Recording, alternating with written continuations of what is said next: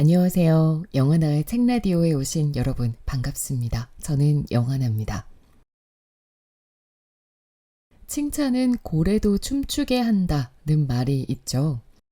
오래전에 베스트셀러였던 책 제목이었는데 이제는 거의 속담처럼 많이 쓰는 문장이 됐습니다. 칭찬은 분명 고래도 사람도 춤추게 하는 긍정적인 에너지를 가지고 있는 건 분명합니다.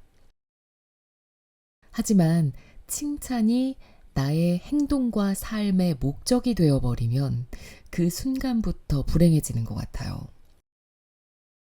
제가 지난해 여름에 인정욕구 버리기라는 책을 소개해드리면서도 비슷한 이야기를 했었는데, 저는 인정욕구가 정말 강한 사람이었거든요.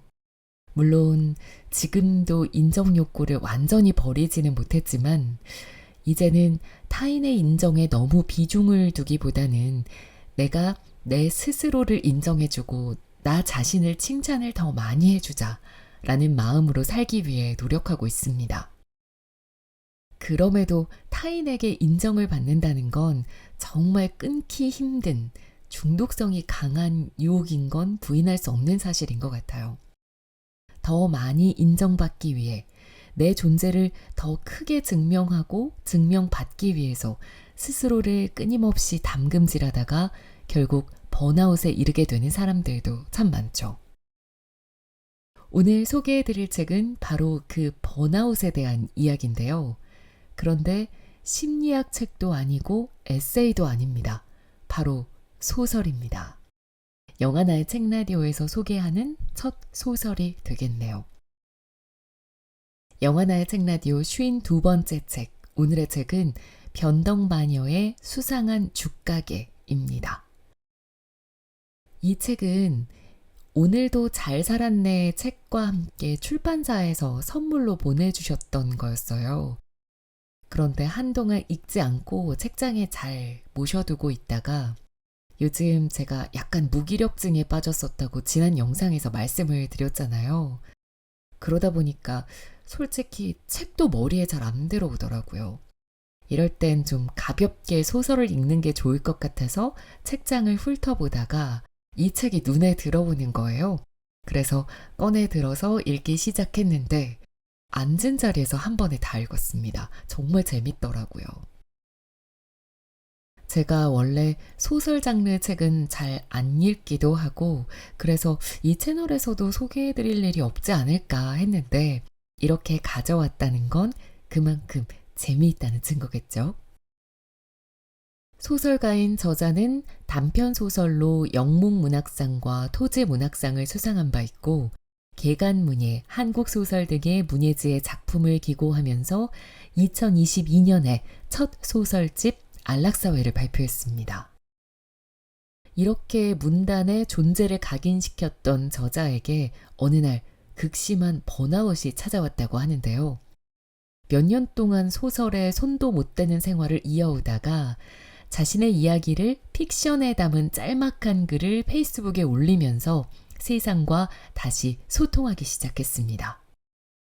그 이야기에 공감한 수많은 독자들의 열렬한 입소문에 힘입어서 그 이야기들을 단행본으로 엮은 것이 바로 이 책, 변덕마녀의 수상한 죽가게입니다.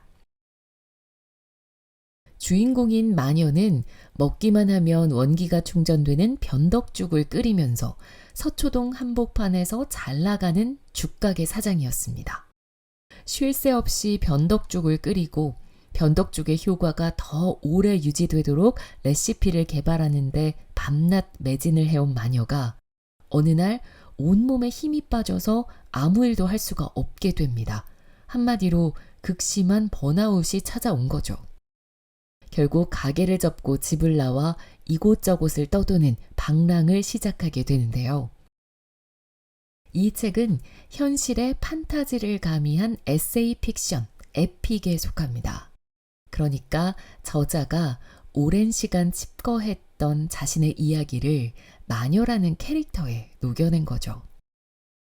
마녀가 신비한 변덕죽을 끓인다는 설정은 판타지적인 속성을 지니지만 그가 마주하는 상황은 지극히 현실적입니다.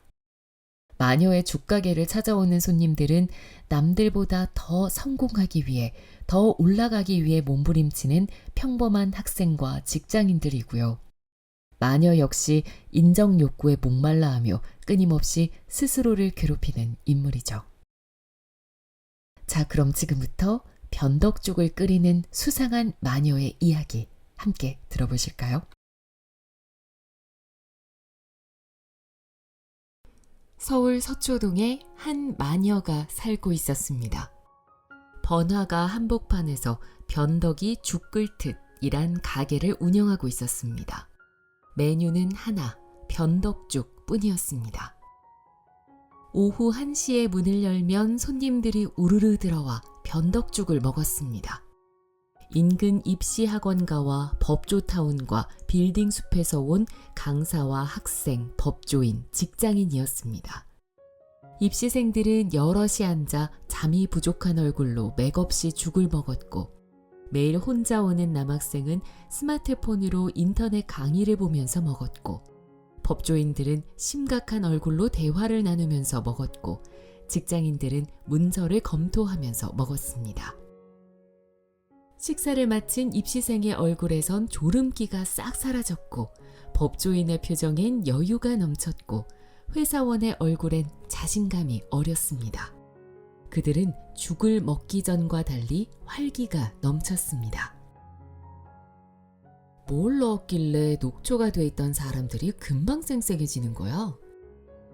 3명의 조리사는 죽을 끓이면서도 그 안에 물과 쌀가루 말고 뭐가 더 들어가는지 전혀 알지 못했습니다.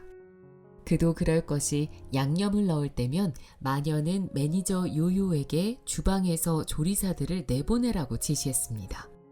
비법이 궁금한 조리사들은 한날 마녀의 가방을 몰래 열어보았습니다.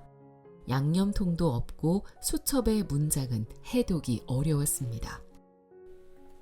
알게 뭐야, 월급 제때 받으면 된 거지. 팔도 굵어지는 것 빼곤 일이 단순해서 좋아. 호기심을 접고 열심히 죽을 저었습니다. 뭘 넣었는지 흰 쌀죽이 마녀만 다녀가면 보랏빛으로 변했습니다. 저녁 무렵이 되면 3명의 홀서빙 직원이 내부를 정리하고 조리사들은 새 죽을 끓였습니다. 요요가 조리사들을 내보내면 마녀가 주방으로 들어와 솥 3개에 양념을 골고루 넣었습니다. 허공에 뭉쳐다니는 인정욕구 한 움큼, 욕망 한 뭉텅이, 비교 한 덩어리, 욕심 3줌, 우월감 3줌, 불안 3줌을 넣었습니다. 여기에 성과 1줌, 칭찬 1줌, 포상 1줌을 추가했습니다. 이윽고 손님들이 힘에 부친 얼굴로 들어와선 죽을 먹자마자 좀 더 할 수 있어의 에너지를 충전하고 갔습니다.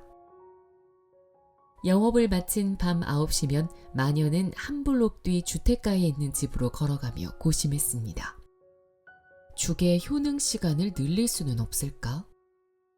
집에 도착하자마자 빼곡한 레시피북을 뒤적이고 고전부터 현대판 마녀 논문집까지 찾아보았습니다. 욕망, 욕구, 비교, 도시인에게 필요한 양념은 차고 넘치게 많았습니다. 계속 지치지 않고 달리도록 하기 위해선 칭찬, 포상, 성취감이 더 필요한데 이 재료는 상대적으로 부족했습니다. 욕망은 무한대지만 포상은 한정된 재료에 나눠 먹기인 탓이었습니다. 효용이 다한 규율시대 논문을 밀어버리고 성과시대의 논문을 뒤적였습니다. 자신의 경쟁 상대는 오로지 자기 자신? 아하! 열심히 산다는 자부심, 자기개발 욕망은 강력한 마약이니까. 이 양념을 추가하면 효과를 30분은 연장할 수 있을 것 같았습니다. 새벽 4시가 넘도록 마녀는 연구에 몰두했습니다. 완벽한 죽을 만들려면 잠을 줄일 수밖에 없었습니다. 창밖으로 24시간 커피숍 통유리 안에서 새벽까지 노트북을 두드리는 사람이 보였습니다.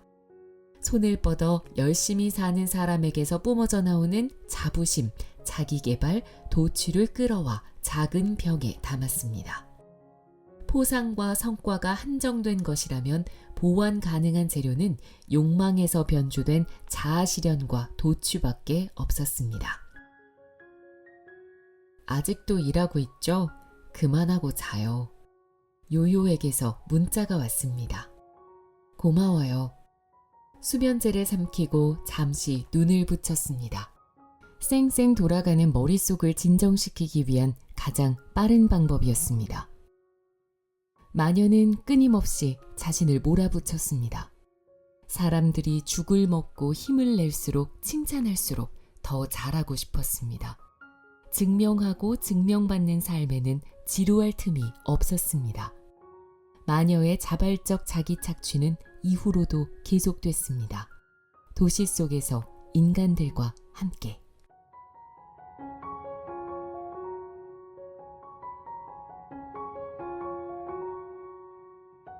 여느 때처럼 영업을 마치고 집으로 가기 위해 번화가 안쪽 골목을 걸었습니다. 한 남자가 가로수 밑에서 토악질을 했습니다. 술이 과했는지 눈이 풀려서는 술집으로 다시 비틀거리며 들어갔습니다. 플라타너스의 밑동과 시멘트 바닥엔 남자가 뱉어놓은 토사물이 넓게 퍼져 있었습니다. 괜찮니? 마녀의 미간이 살짝 일그러졌습니다. 하루 이틀도 아닌데 뭘. 내일 아침에나 환경미화원이 올 텐데. 내 앞에 토해진 건 음식물만이 아니야. 플라타너스의 목소리가 담담했습니다. 사람들은 술에 취해 여기다 먹은 것을 토해내곤 하지. 그러면서 누군가를 욕하고 자신을 욕하고 울기도 해. 못해 먹겠네 하면서. 그들이 토해내는 걸 나는 보고 듣기만 해. 마녀는 주변을 둘러보았습니다. 널 저쪽으로 옮겨주고 싶다. 덜 번화한 곳에. 무슨 소리야. 나마저 여기 없으면 이들은 어쩌라고.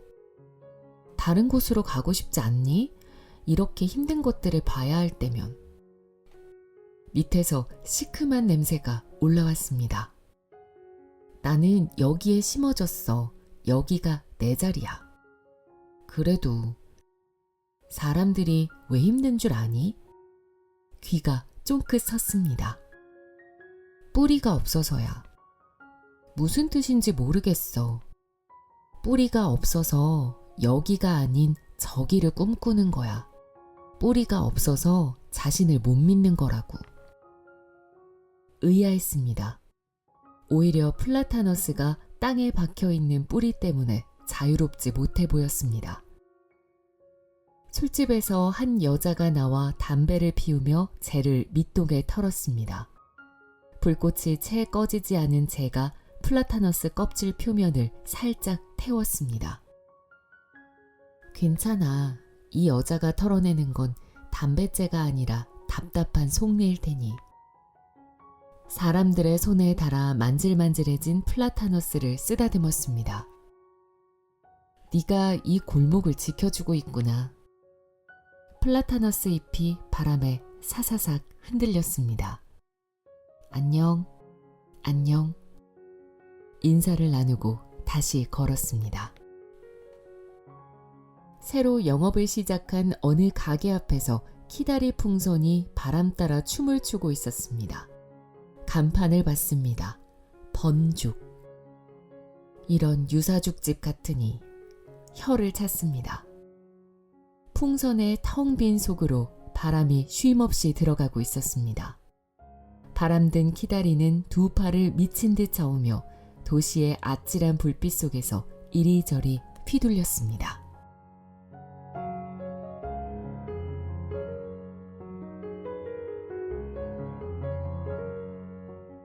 창가 테이블에 앉은 학생 한 무리가 목소리를 낮추고 대화를 나누고 있었습니다. 그 자식 모의고사 성적표 보자마자 죽상되더라. 그래봤자 1등이면서. 학원 옥상에서 마지막으로 무슨 생각을 했을까? 다들 말이 없었습니다. 코너에 앉은 직장인 중 차장이란 사람이 한 남자의 어깨를 두드렸습니다. 축하한다 강대리. 아니지, 이제 강 과장이구나. 무슨 차장님, 이제 시작이죠.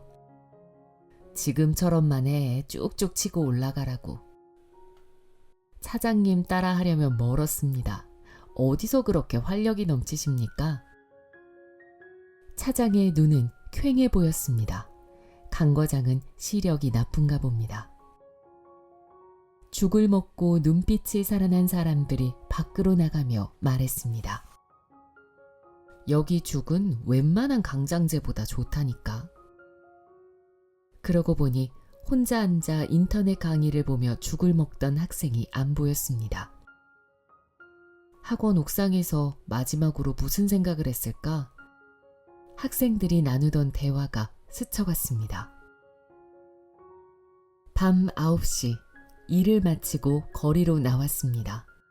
길가에 늘어선 술집과 고깃집은 만석이었습니다. 낮에 본 강 과장이 손에 숙취 해소제를 잔뜩 들고 마녀 옆을 지나쳐 달려갔습니다. 학원가에 모여있는 학생들은 편의점 앞에서 각성 음료를 2캔씩 입안에 들이부었습니다. 어느새 20층짜리 주상복합 아파트 앞에 다다랐습니다. 고개를 들어 10층 자신의 방 창문을 보았습니다. 인근 학원은 10층. 10층에서 떨어지면 죽는구나. 스산한 바람이 불었습니다. 죽의 효능을 더 지속시킬 수 없을까? 그럼 최고의 컨디션을 유지할 수 있을 텐데. 그럼 더 좋은 성적을. 누가 등을 톡톡 두드렸습니다. 뒤돌아보니 한 아주머니가 전단지를 내밀고 있었습니다. 좀 받아줘. 종이를 받았습니다. 일타 강사 김땡땡. 숱함 확실히 뽀갠다. 쭉쭉 치고 쭉쭉 오른다.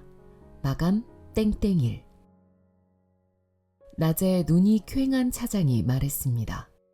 이대로 쭉쭉 치고 올라가. 다들 쭉쭉 치고 올라가면 내려가는 사람은 누구야? 다시 10층 창문을 봤습니다. 내려가는 게 아니라 떨어지는 거구나. 추락하는 거구나. 쭉쭉 치고 올라가고 싶어 바득바득 오르는, 못해 먹겠다고 남몰래 눈물 훔치면서 아등바등 살아가는, 떨어질 땐 전속력으로 추락하는 이 세계의 규칙이 보이는 것 같았습니다. 아파트 안으로 들어가 엘리베이터의 10층 버튼을 눌렀습니다. 위로 쭉쭉 올라갔습니다. 집에 들어가 불도 켜지 않고 창가로 갔습니다. 10층에서 내려다본 거리엔 사람들의 머리만 떠다녔습니다. 그 위에 둥실 떠있는 욕망이 보였습니다. 욕망은 보랏빛이었습니다. 그 빛은 아찔하도록 매력적이었습니다. 도시의 화려한 조명과는 비교도 안 되게 강렬한, 사람들의 눈에는 보이지 않는 빛. 마녀는 매일 보랏빛의 죽을 끓여 팔았습니다.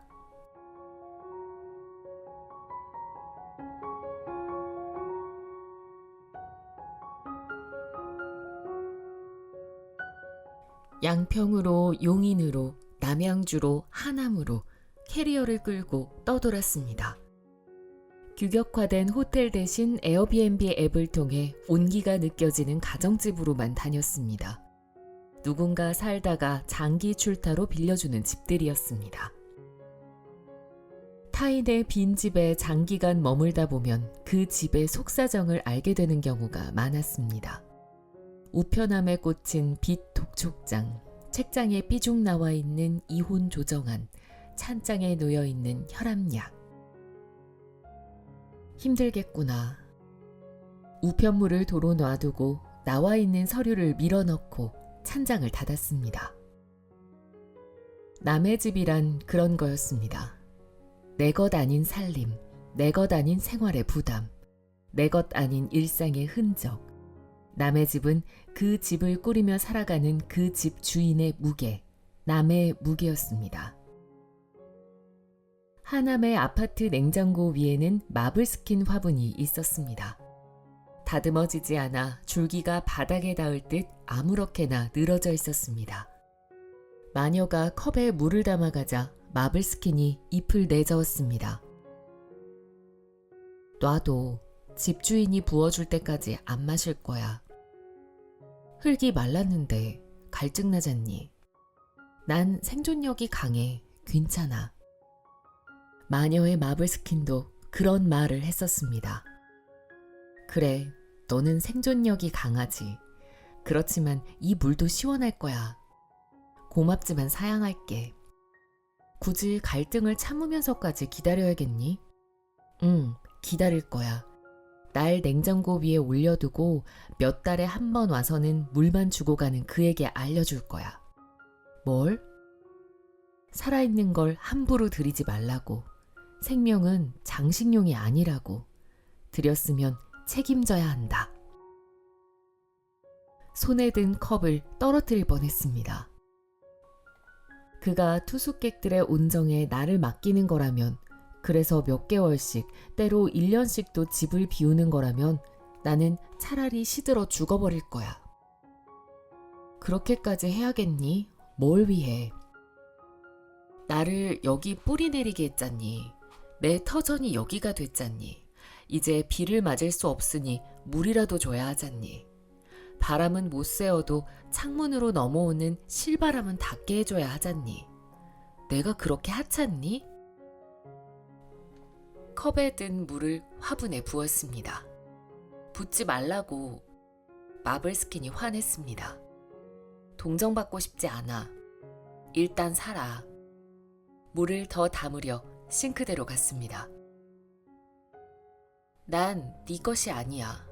여긴 네 집이 아니야. 어떤 것에도 책임질 행동하지 마. 날 건드리지도 말고. 알겠니? 컵에 물을 담아 한 잔 더 부었습니다. 마블 스킨이 잎에 묻은 물방울을 신경질적으로 털었습니다. 그래, 여긴 내 집이 아니야. 나는 아무 짐도 지고 싶지 않아. 아무것도 갖고 싶지 않아. 꾸려갈 자신이 없어. 그래서 내 마블 스킨도 버려두고 도망쳤어. 베란다 창을 활짝 열었습니다. 마블 스킨의 연한 줄기와 잎이 부는 바람에 흔들렸습니다. 마녀는 소파에 앉았습니다. 어딘가 정착하려면 살림이 필요해져. 소박하게 살려 해도 밥그릇이 필요하고 숟가락도 필요하고 밥상도 필요하고 접시도 필요하고 설거지용 세제도 필요하고 수세미도 필요하고 무언가를 갖추려면 끝없지. 먼저 돈이 필요해져. 그러려면 관계를 맺어야 해. 세상의 기준도 챙겨야 하고. 더는 나를 소모하며 관계하지 않고 왜 사는지 모른 채 살지 않고 어디로 가는지 모른 채 가지 않기를 바라지만 결국 그 모든 걸 감수해야만 하는 돈이 필요해져. 창밖을 내다봤습니다. 놀이터 미끄럼틀 위에서 여자아이가 즐겁게 미끄러졌습니다. 옆에 아이 엄마가 보호하듯 지켜주고 있었습니다. 정착과 내려놓음을 어떻게 조화시켜야 할지 모르겠어. 그래서 도망쳤나 봐. 집주인도 마블 봐. 마블스킨이 씁쓸하게 대꾸했습니다. 그래, 터전에서 현실에서 멀리 도망쳤을지도 몰라.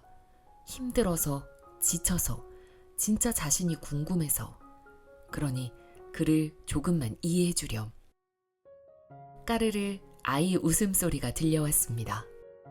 마녀는 생각했습니다. 그러니까 나는 내려놓은 게 아니라 도망친 거였구나.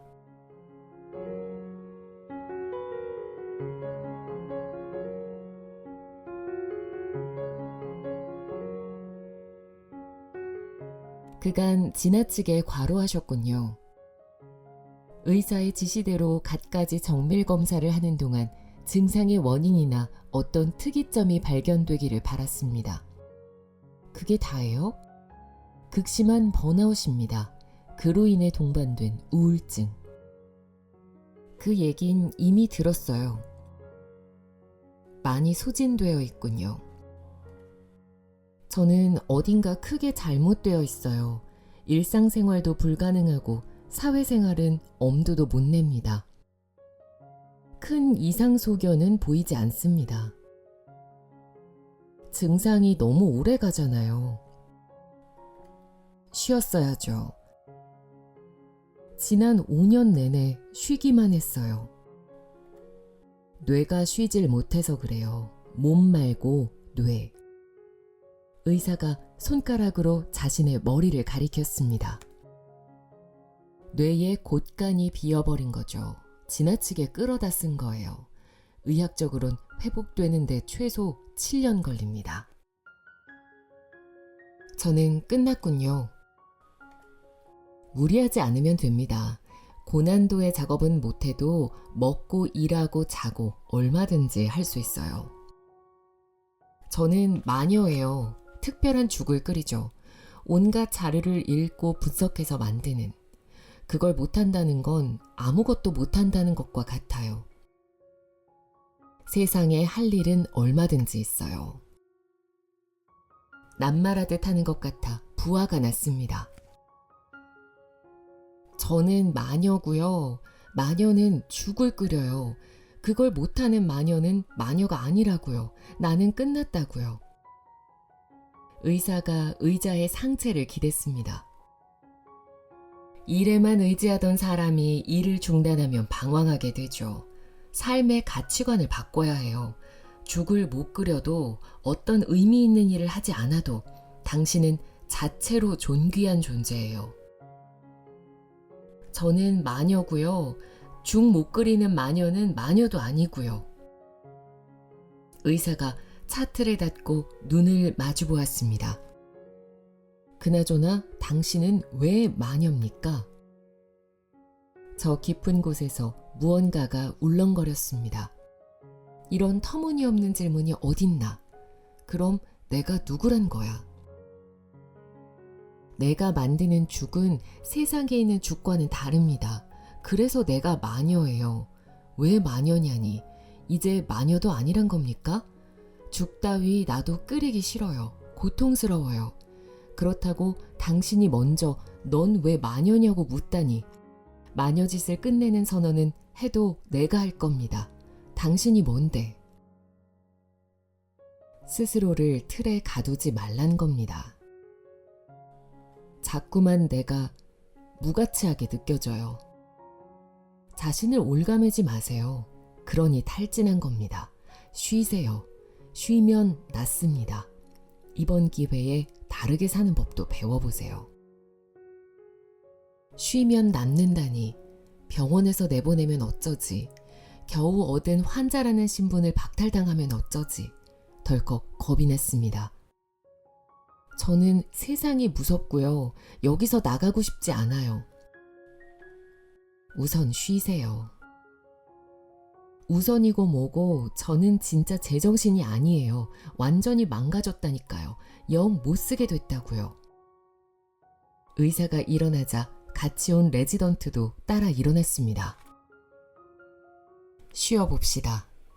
짧게 맺고 상담실을 나갔습니다. 급히 레지던트를 붙잡았습니다. 나 여기 있게 해줘요. 퇴원시키지 마요. 레지던트가 고개를 끄덕였습니다. 염려 마세요. 푹 쉬어도 돼요. 겨우 안심하고 병실로 돌아왔습니다. 703호에 먼저 입원해 있던 갓 20 넘은 여대생이 제 엄마와 간호사에게 항의하고 있었습니다. 주사 안 맞아. 나 안 미쳤어. 당장 내보내줘. 간호사가 여대생의 팔에 링거 바늘을 꽂으려다 번번이 실패했습니다. 맞은편 침대에 누워있던 중년의 여자가 몸을 벽 쪽으로 돌리고 이불을 덮었었습니다. 남편이 손으로 아내의 등을 다독였습니다. 헛소리니까 잊어. 어딜 가나 알지도 못하고 짓거리는 사람들이 있어. 여자가 흑 울음을 터뜨렸습니다. 그 미친 것들이 입원해야 해. 멀쩡한 내가 아니라. 정신건강의학과 병동엔 거칠게 나눠 두 부류의 존재가 있었습니다. 자신이 미쳤다고 하는 자와 안 미쳤다고 하는 자, 둘 다 억울하기는 마찬가지였습니다.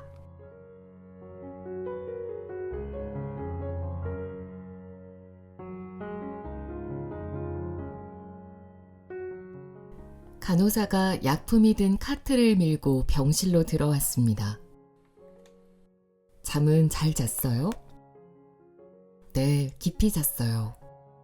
약을 받아 물과 함께 꿀꺽 삼켰습니다. 샤워실을 다녀온 후 거울을 보며 얼굴에 세럼을 펴발랐습니다. 지난 5년 사이 끊겼던 일상의 작은 일과가 병실 안에서 다시 시작되고 있었습니다.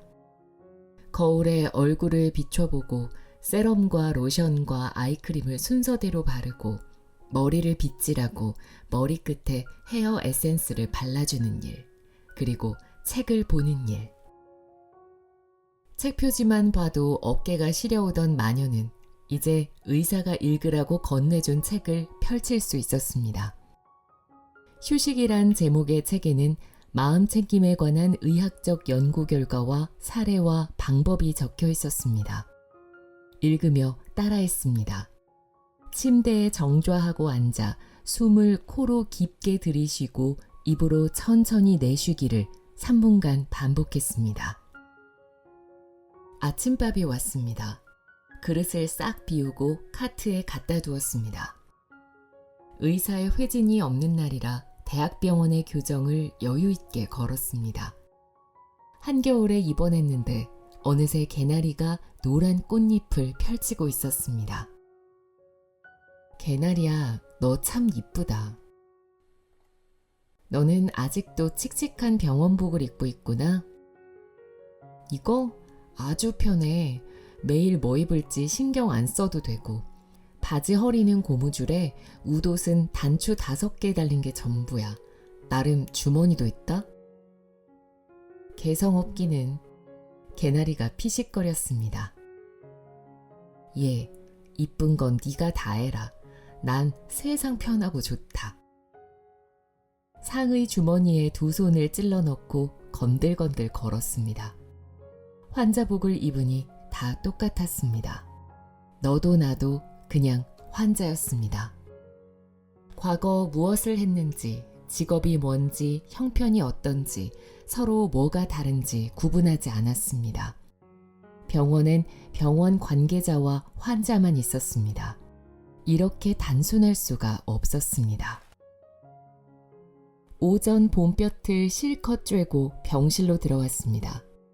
똑같은 옷을 입고 똑같은 침대에 누워 똑같은 식사를 하고 똑같은 시간에 자고 똑같은 시간에 일어나는 생활이 계속됐습니다. 다르지 않다는 것, 다를 필요 없다는 것, 그것이 마녀를 쉬게 했습니다.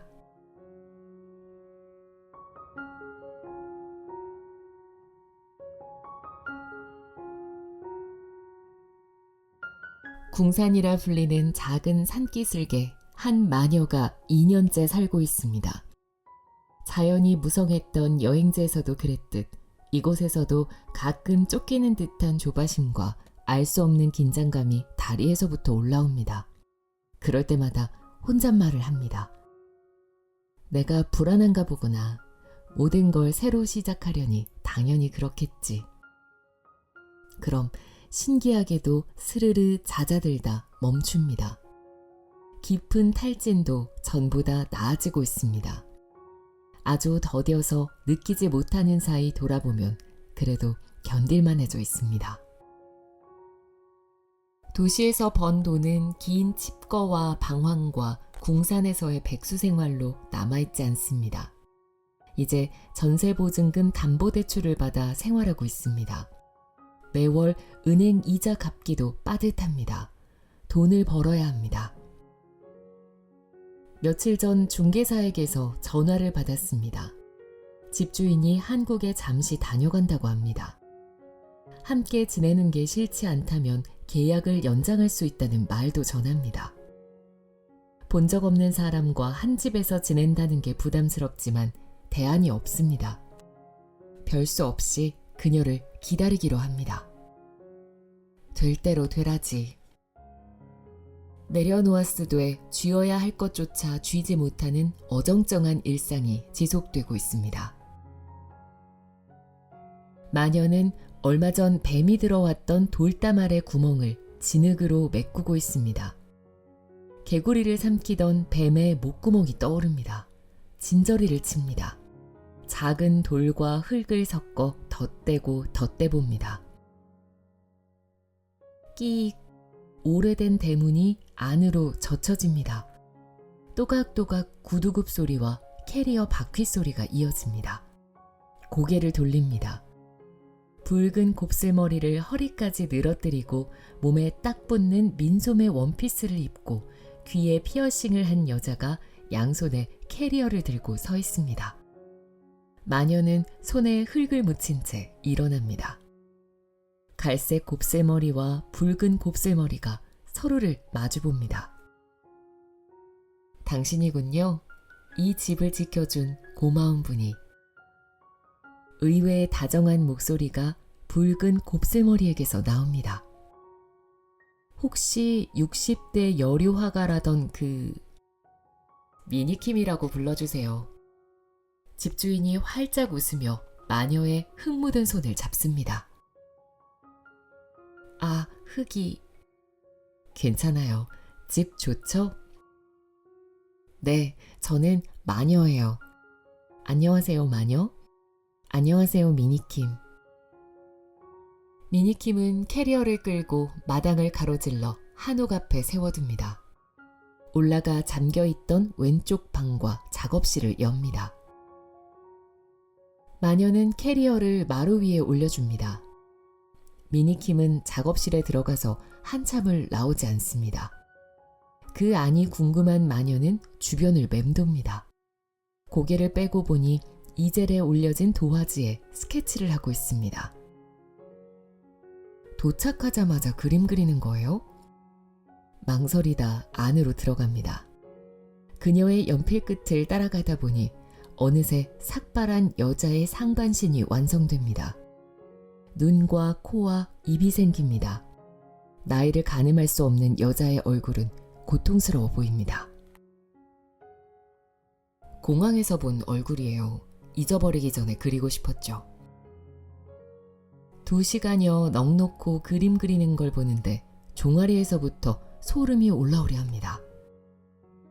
힘들어 보여요, 이 여자. 그렇죠?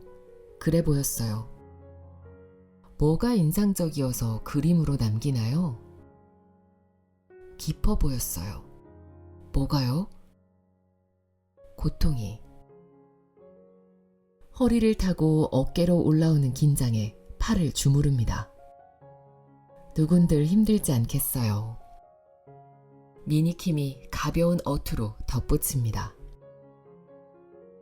이제 긴장으로 굳어지는 몸을 주무르는 일은 익숙합니다. 떠돌면서 느낀 건 자신만이 아니라는 사실이었습니다. 누군들 힘들지 않겠습니까? 그 말이 미니킴의 입에서도 나오자 안심이 됩니다. 함께 지낼 수 있을 것 같습니다.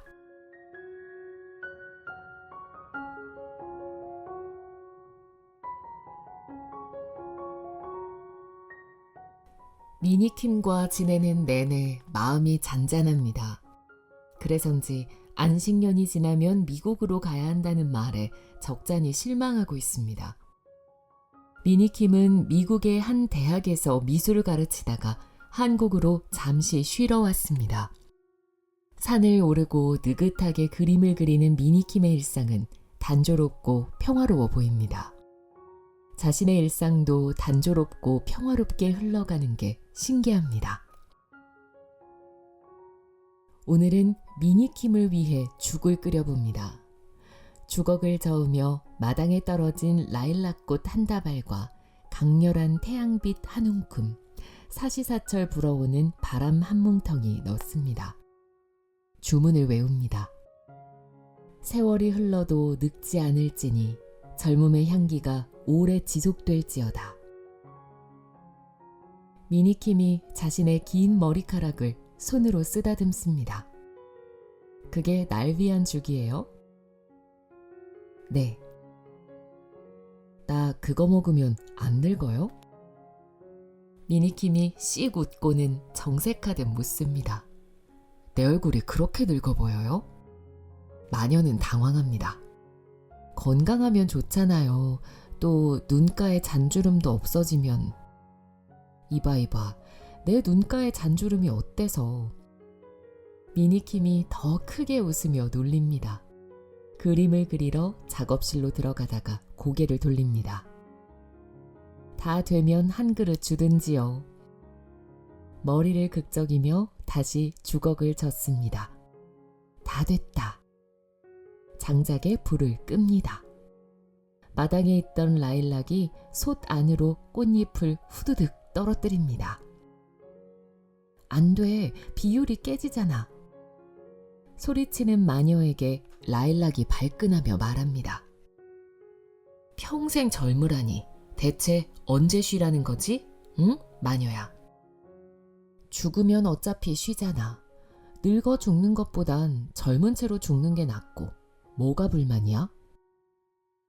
살아있는 것들은 포기를 몰라. 생명 있는 존재는 다 그래. 살기 위해 존재하니까. 죽음만이 멈추게 할 수 있어. 방해하지 마. 죽음을 막을 도리는 없어. 노화만 막아보겠다고. 젊게 살다 죽자고. 젊은데 어느 생명이 죽으려 해? 라일락이 쏘아붙입니다. 그럼 좋잖아. 죽기 싫을 정도로 젊고 싱싱하면. 마녀도 지지 않습니다. 아쉬워서 죽지도 못할 고통의 지속일 뿐. 어째서? 삶은 고난이야. 비 맞고 눈 맞고 찌는 볕에 허덕이고 껍질 두껍게 말아 몸통 움츠리며 겨울을 난다. 그렇게 겨우 살아. 젊으면 비 안 맞니? 눈 안 맞아? 찌는 볕이 피해가? 추위가 비켜가? 삶이 쉬워져? 버티는 힘이 다를 거 아니야. 닥쳐라 마녀. 라일락의 둥치에서 고함이 울립니다. 마녀는 하늘로 뻗은 가지와 꽃잎, 몸통의 껍질, 밑동과 흙이 맞닿은 부분을 봅니다. 몇 살일까 라일락은? 나는 수많은 계절을 지나왔어. 내 옆 커다란 플라타너스에 가려 반쪽 햇빛 받으며 어찌어찌 자랐지. 새싹이던 여린 날도, 꽃 피어 찬란한 날도, 갈빛으로 접은 날도, 눈 덮여 시린 날도 지나고 또 지났어. 봄이면 먼저 피는 매화의 고운 자태도, 눈부신 벚꽃도, 귀여운 진달래도, 은은한 철쭉도, 화려한 장미도 저마다 아름다워서 나는 내 꽃송이 더 싱그럽게 하려 바둥댔어. 사랑받으려 애썼어. 내내 싱싱하고 싶은 마음은 욕심이야. 버티며 살게 하지 마라. 마당에 푸릇한 나무와 저마다 핀 꽃을 봅니다. 화사합니다. 욕망은 저절로 사그라지지 않아. 서서히 늙어야 해. 병들어야 해. 마음에서부터 받아들일 수 있게, 놓을 수 있게 자연의 순리를 내버려둬. 라일락이 질색하며 꽃잎을 마저 털어냅니다. 삶이 무겁지 않다는 건가? 무겁지만 영원히 살고 싶단 건가? 끔찍하지. 그럼 반드시 죽자. 늙음을 거쳐 서서히 죽자. 젊음의 죽음은 더 가혹한 것.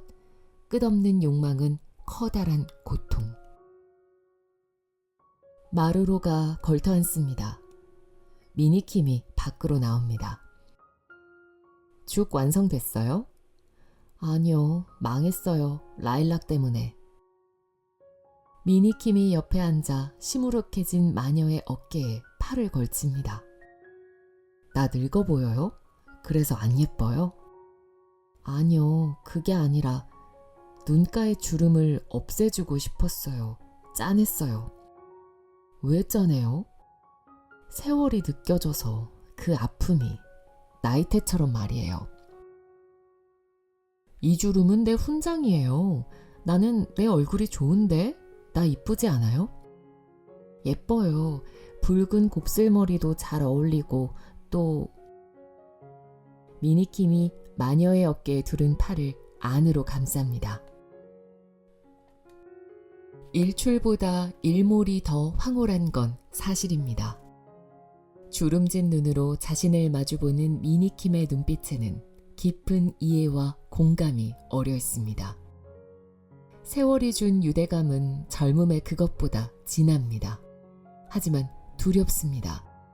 이대로 할 일 없이 늙어만 갈까봐, 제대로 살아보지도 못하고 주름만 늘어갈까봐. 그러고 보니 자신의 불안과 조바심 때문에 죽을 끓였나 봅니다. 마녀는 바꿀 수 없는 것에 미련을 두고 서성입니다. 서서히 죽어갈 용기를 갖고 싶습니다. 어떤 죽을 끓이면 그런 마음이 될까? 조리법을 고민합니다.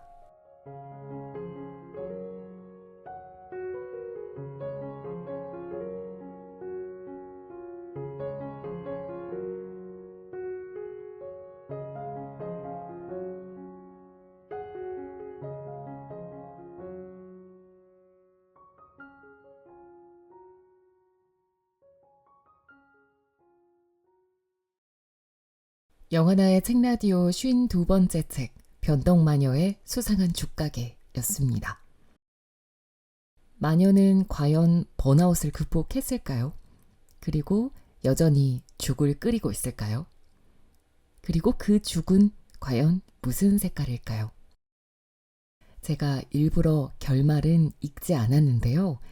결말이 궁금하신 분들은 저의 책 증정 이벤트에 참여해 주시면 되겠습니다. 출판사에서 책 선물을 준비해 주셨거든요. 제가 낭독해 드린 이 책의 내용과 결말이 궁금하신 분들은 영상 아래 댓글을 참조해 주시면 이벤트 참여 방법을 확인을 하실 수 있습니다. 변덕마녀의 수상한 죽가게 책 선물 이벤트 많이 참여해 주시면 감사하겠습니다.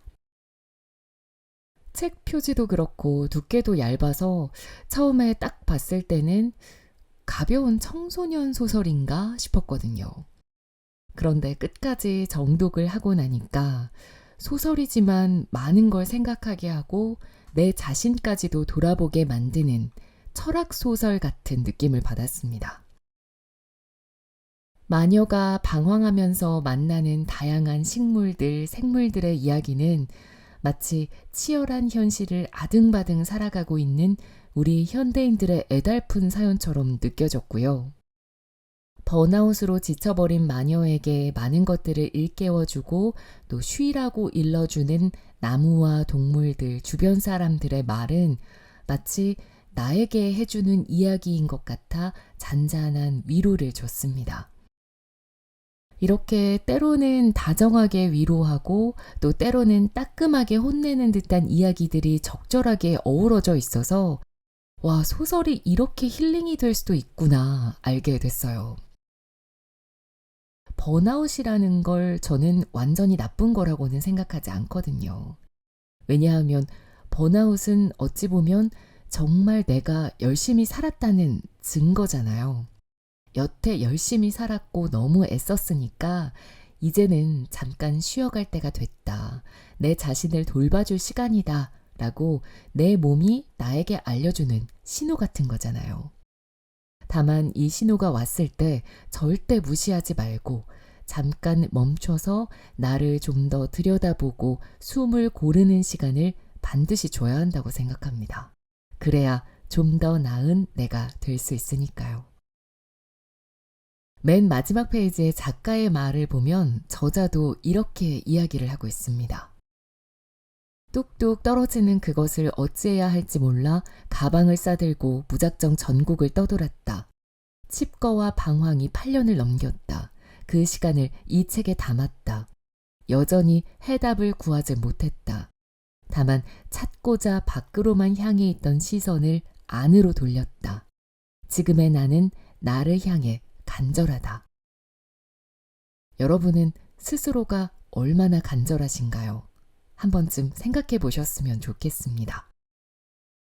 너무 앞만 보고 달린 것 같다고 느껴지는 분들, 그래서 몸도 마음도 지쳐서 쉼이 필요한 분들에게 이 책을 추천해 드리고 싶어요. 그리고 지금 그런 상황에 놓여 계신 분들이라면 책 선물 이벤트 신청해 주시면 감사하겠습니다. 네, 오늘 영상은 이렇게 마무리하겠습니다. 다음 영상으로 만날 때까지 모두들 안온한 나날들 보내시기 바랍니다. 감사합니다. 영화나였습니다.